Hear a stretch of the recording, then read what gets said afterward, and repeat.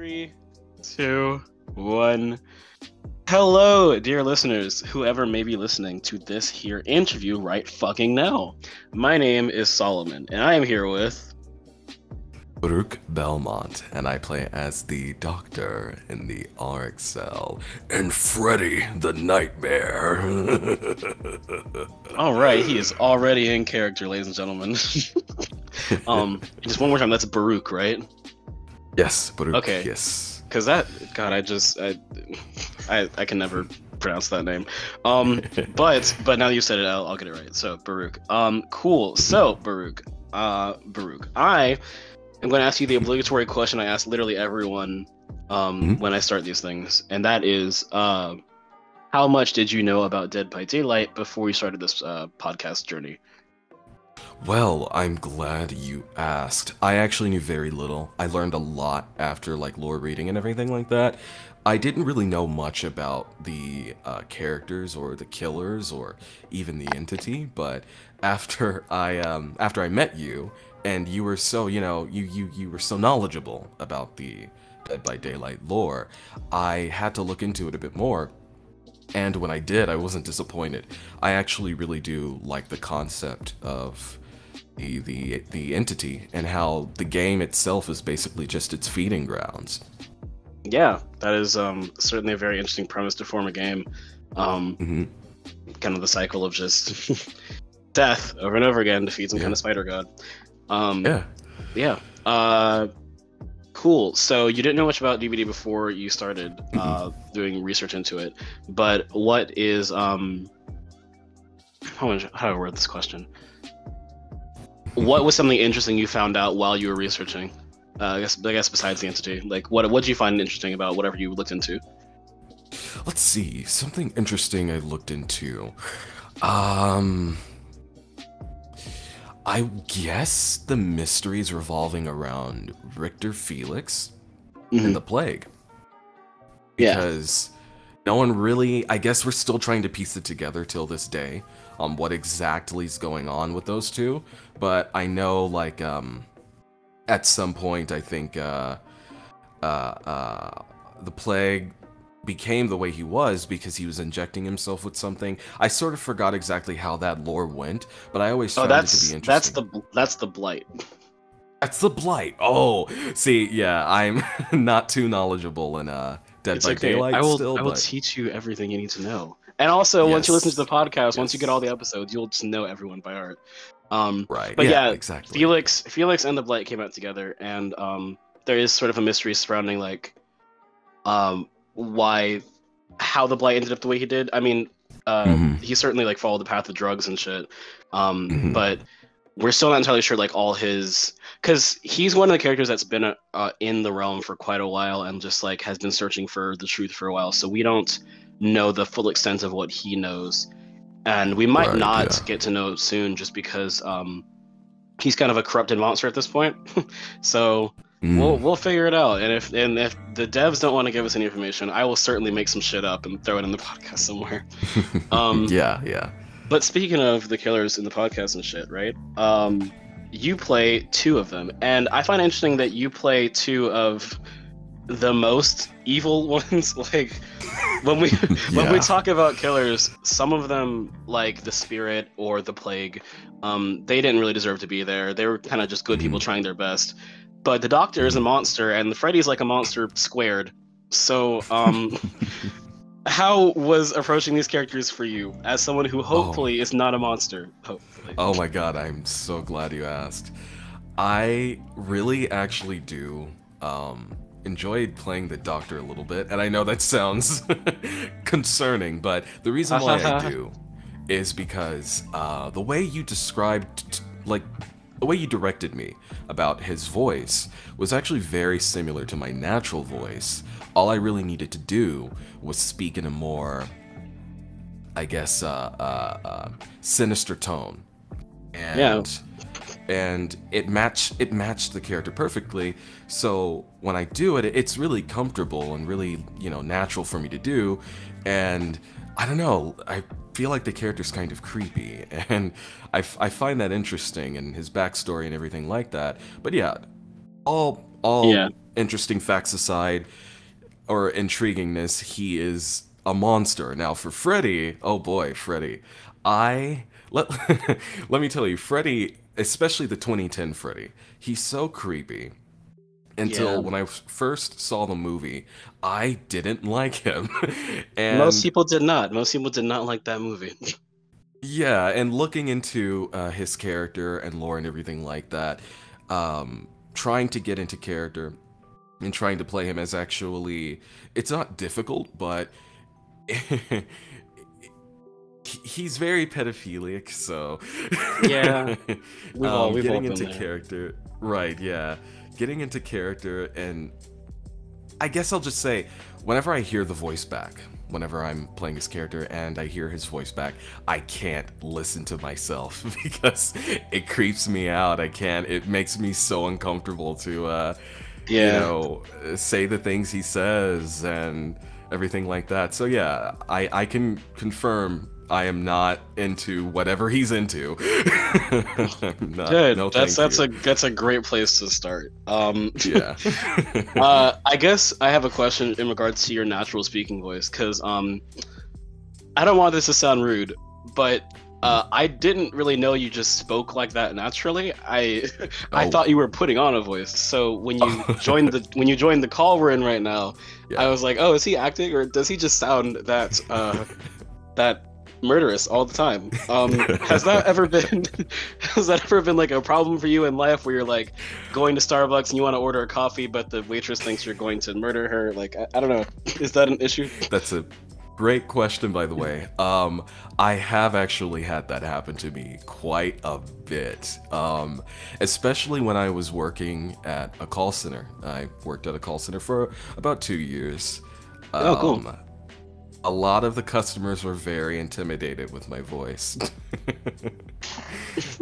Interesting. How did you deal with that problem?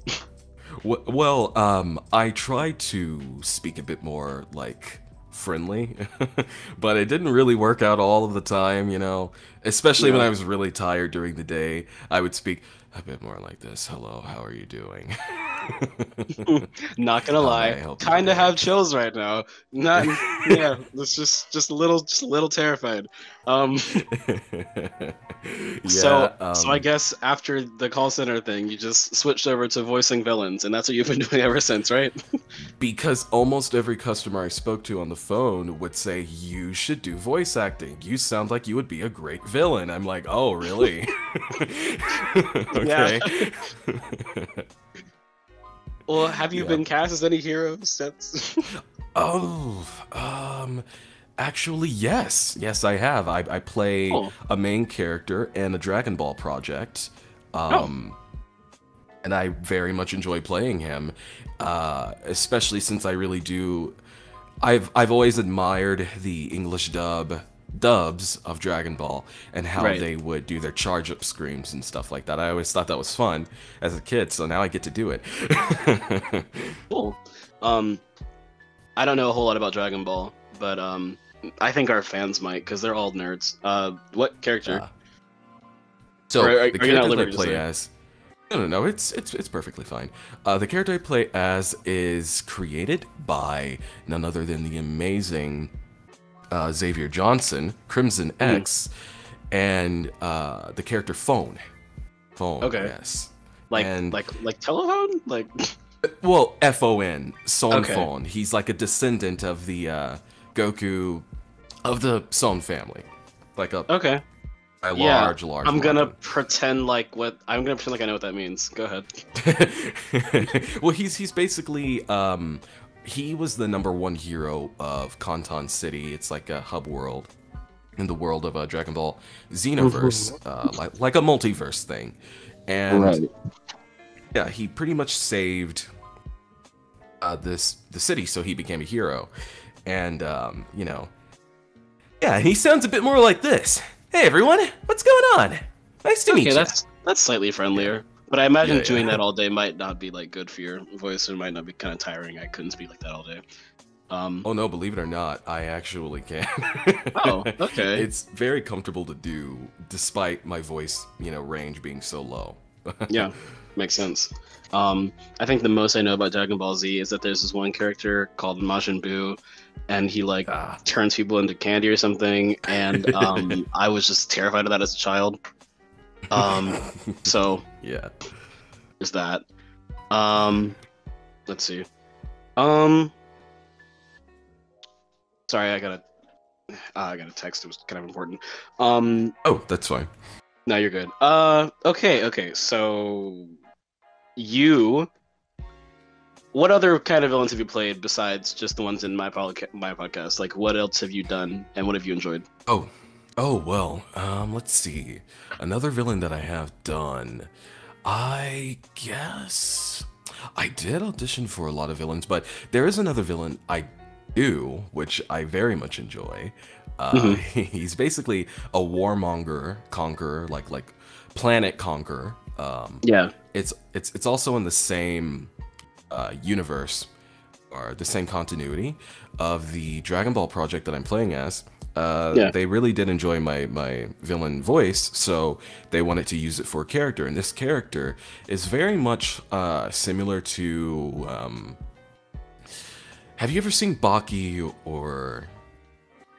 I think Shinran Kagura, I believe is how it's pronounced. Yeah, I'm not a weeb. Okay. I have several character flaws, but that's not one of them. So Okay. Okay, well then that's just my faults, but yeah. basically he's just a planet conqueror, and they wanted me to go in a more DC Douglas, not DC Douglas. Actually, yes. DC Douglas. Yes, DC Douglas type of voice. Yeah, Okay. like Albert Wesker from Resident Evil. So they wanted me to go into more. Oh, you're going to fight me. I see. Well Yeah. then, you will die! Like that. That's pretty cool. I will say, during the casting process for this, I got so many auditions from people. And I played a lot of them out loud for my friends, and stuff. And when we got to your audition, I played it, and all of my friends immediately were like, "Yeah, no, he has to play the Doctor. You'd be stupid to cast anyone else." They were like, "Yeah, this is how this guy would talk." So I'm glad we got a right fit there, especially since Herman's such a driven dude. Yeah. What? Okay. Hopefully there aren't a lot of them, but do you find any similarities between you and the Doctor, or you and Freddy Krueger? Okay, well that's a good question too. I guess for similarities, If there aren't any, you can say so. That's a perfectly fine answer, because hopefully you're nothing like those people. But well, okay. I will say, for the Doctor, one thing that I do synchronize with is his fascination with the mind. I've been really into psychology for a while, and I'm very fascinated about like just the conscious mind and how that works and everything like that. So yeah, what your script and everything like that, I say, really suits him perfectly, and I actually really do enjoy reading it because, yeah, like it feels more like a much more darker version of me. And yeah. as for Freddy, I don't harmonize pretty much with anything with Freddy at all, aside from the fact that he's based off of one of my favorite like horror icons. That's it. How Freddy big into Krueger. horror are you? Are you a big horror fan? Oh yeah, like a huge horror fan. I grew up on watching horror when I was only 4 years old. That's okay. Cool. That's not traumatizing whatsoever, I guess. Well, let's just say that I was definitely a little traumatized, just a little bit, but it made me stronger, a lot stronger. Okay, and cool. I was able to look at different horror movies and such like that, and not even really flinch at anything. So now I'm a little I wouldn't really say desensitized, but I would say that when it comes to gore and stuff like that, it doesn't bother me at all. But when I was a Yeah, kid, oh boy, I had a big fear of excuse me, those are my dogs. I don't know, probably just it's barking fine. at the other dogs outside. But That's yeah, fine. I had a big fear of blood because Yeah, the first movie, no, not first movie, excuse me, first horror movie I've ever seen was when I was 4 years old, and it was Phantasm. Now that movie stuck yeah. with me because it was about the mind, and it Mm. was such of a like good psychological horror film. I really enjoyed it, and it really resonates with me.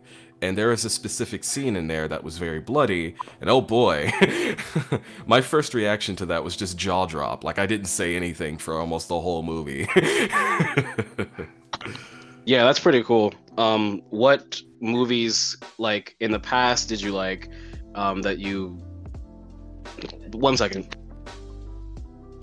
Oh, sure. Um sorry, I got interrupted. Oh, you're fine. What old movies do you really really like, and like what new movies do you really really like horror wise? I'd say the oldest horror movie that I actually really, that I really liked was probably Phantasm, but I will say this just to change it up a little bit because my second horror movie was Night of the Living Dead, like the black and white, you know, George Romero, and Right, yeah. I remember watching that with my grandmother and just really enjoying it. I don't remember being scared of it, but I remember thinking that it was really interesting. How you had all these people, you know, technically that were dead and walking. I didn't find that scary at all for some reason when I was a kid, but I have very fond memories. I have extremely fond memories of that film. Yeah. And are there any newer horror films that I have a friend named Nicky, and he's really really into horror. But he's Ooh. currently kind of just like, I don't think he thinks that modern day horror like lives up to with the older stuff. So Mhm. would you agree with that or disagree with that? And what are some of the things you've seen currently that you really love horror wise? I would definitely agree with that. A lot of the older horror movies has an aesthetic you just can't copy anymore. And if you tried, it just wouldn't really be right. It's possible. It's just not really not really many modern day horror movies are, I guess, that interested into making an intriguing story or an intriguing horror movie. They just sort of they just throw an idea out there and someone makes something out of it. And Right. mainly, you know, more modern horror movies or just movies in general are trying to focus on delivering a message instead of delivering a good film. But I'd say as for a newer horror film that I enjoyed,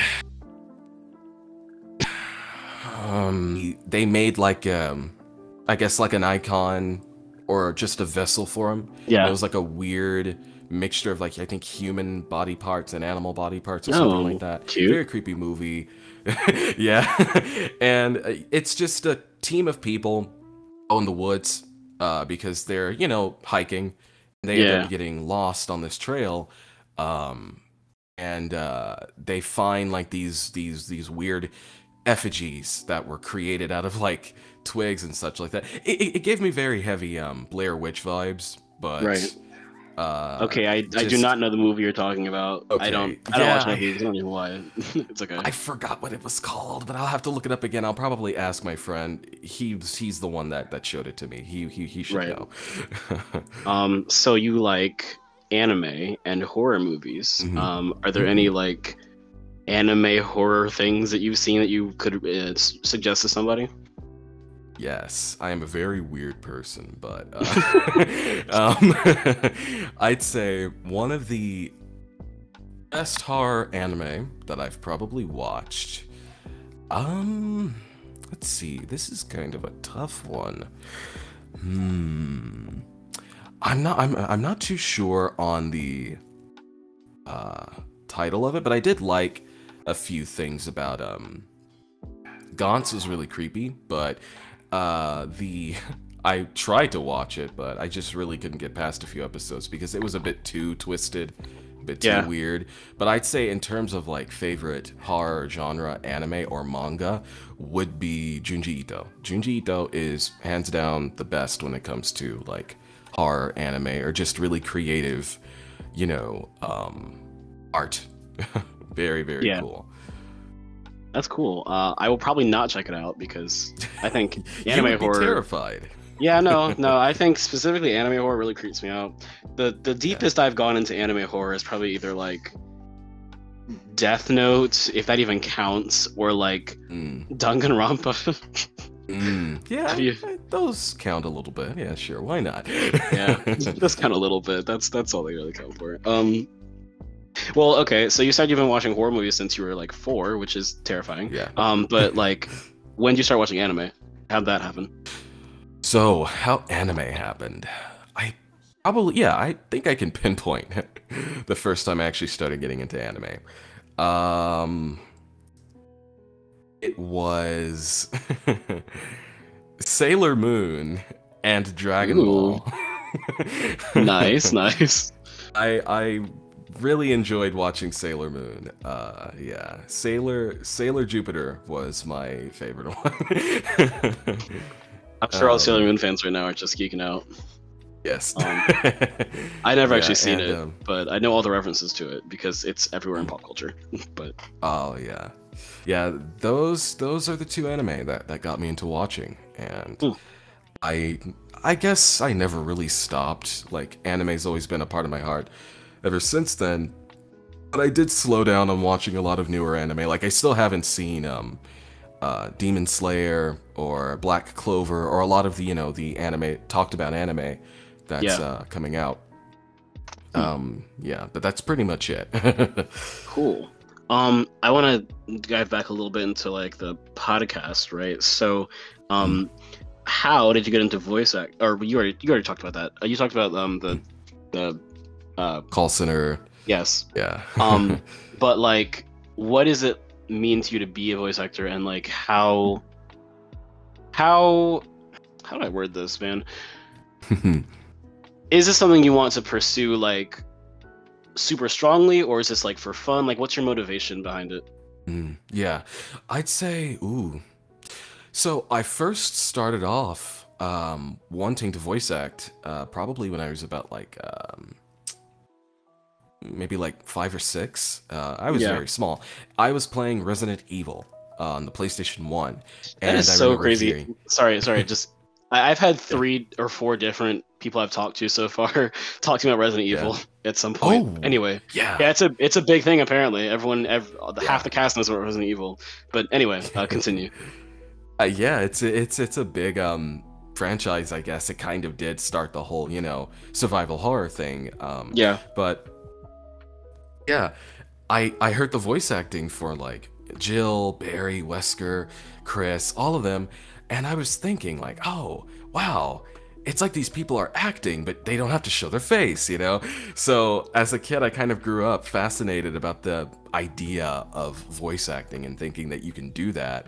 You can act behind a booth, and ever since then, I pretty much always wanted to do that, but I only started to pursue it more after a lot of my friends, when I was like just a teenager, would tell me you should get into voice acting, and a few old friends of mine wanted to start like a YouTube channel, so we ended up doing stuff, and that didn't really work out much at all, but as with most group teenage projects.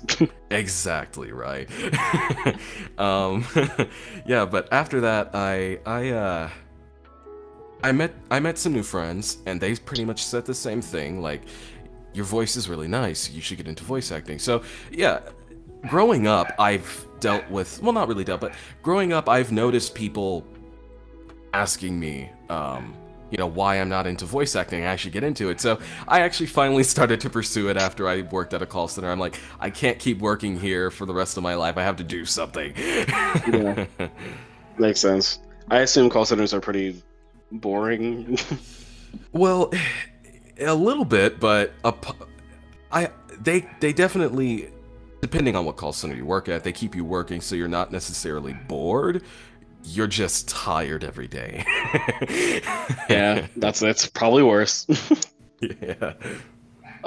Fair enough, fair enough. Trying to think of other things to ask you. Is it alright if I randomly say something? No, yeah, go ahead. I'm filling for time. Go ahead. Well, okay, I had a very strange dream today that Oh, I was okay. asleep on my living room floor, and my dog like was just staring at me from a distance, and I was looking at him like my eyes were kind of squinted, like I was waking up slowly, and then he just Yeah. started running towards me, and he just started licking my ear, and I was like, ah. And I was blowing at him. I couldn't move. It was like sleep paralysis or something, and he was just licking my ear, and I was blowing at him like trying to get him off of me. What does And this that mean? actually woke me up today. It wasn't my So alarm. wait. I had my alarm set up, but I ended up waking up way more earlier than that. So yeah. Yeah. You know, if Freddy Krueger were here, he would tell you why that dream means what it means, and Yeah, probably. probably, yeah. Not in a good way though. I don't think you'd want to meet him. No, I don't. Cool.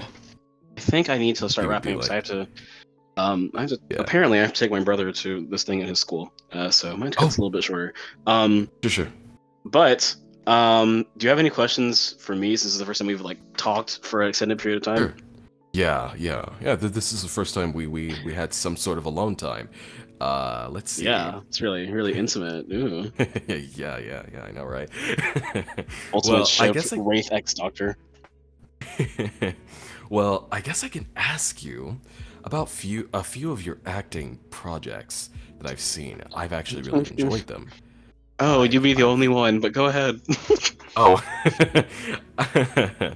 I've looked at a couple of them, and I just wanted to ask you, like, for any of your projects, have you created any of your other acting projects before, before the RXL? Like rated them Like, have you directed? Like, Oh is the yeah. RXL... I've been directing for quite a while now. Okay. I'm not like in the industry or whatever, but I went to a really fancy well, I wouldn't call it really fancy, but I went to a really good theater school where I spent half the day doing regular school and half the day doing just theater. And it was an acting training, it was an acting focused place, but I spent most of my time like wanting to be a director. So I've directed my friends like live in theater, and then once the pandemic hit and there was a lot of free time, I was like, fuck it, I'm gonna make my own projects and direct them. So I directed a musical about an anthology. Oh my god, sorry, I'm gonna burp. I directed an anthology musical thing about these 6 different stories with 6 different like singers. I directed a musical for the game Overwatch where the tanks talk about their backstories. I made a coronavirus audio play thing that did not age very well, but I think was still kind of decently written. And I also I made a 2-hour animated-ish musical, right? But but it's very bad. It's so terrible. My friend watched it and had a mental breakdown halfway through. Well, it was more towards the end, but he was just like, Solomon, I can't take this anymore. And I was sitting with him, and if he lost it for a good 10 minutes. He was just no longer there. So my art has the power to ruin people's lives, basically, and I'm really proud of myself for that. But when I was writing for the ORXL, I was just like, I wanted to give the characters of Dead by Daylight some more love because they don't get a lot of fan projects like this. There are like 2 other content creators who make content where like it's voice acted and stuff, and they have a very like, it's a more silly take on the characters just for like comedic value, and it's usually funny, but it's like I want to take the characters a little more seriously, at least a little more seriously, like try to really bring these people to life so that people who are new to the game can actually get what these people are like as people. So I didn't make the RXL a musical this time, but if season 2 happens, there might be a musical episode. Who knows? I hope you can sing. Oh, the doctor. yeah. glad Doctor you will asked. definitely get a villain song. I'd say I'm not the best singer. I'm still learning, but I'll just say this: when I was working at the call center, so many customers wanted me to sing to them. So Okay. I did sing like a bunch of Frank Sinatra, which I do enjoy Frank Sinatra a lot. I think your voice probably fits that. Yeah. Thank you. Yeah, and I did sing at like a couple of bars. Right. So cool. That was nice. Well, Yeah, I'll keep that in mind for writing. Yeah. Yeah, definitely. I would really enjoy doing a musical. Cool. I also wanted to point something out to you, if it's okay. Yes. I really quickly though. Yes. Oh, sure. Okay.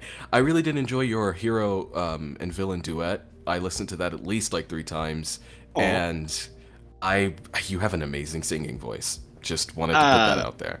That is most definitely a lie. I'm so painfully average. But thank you. I made that for a final on some class I took during my art college career. I forgot exactly, but it was fun. I miss animation. I kind of want to do that again. Hopefully parts of the orc cell will be animated. We're kind of struggling with this whole animator thing, but yeah, okay. Sorry, I'm kind of putting on pants and needing to run out the door. Do you have any final thoughts or feelings that you want to share to whoever's listening? Any life advice, anything regarding you, just go. Well, I'm glad you asked.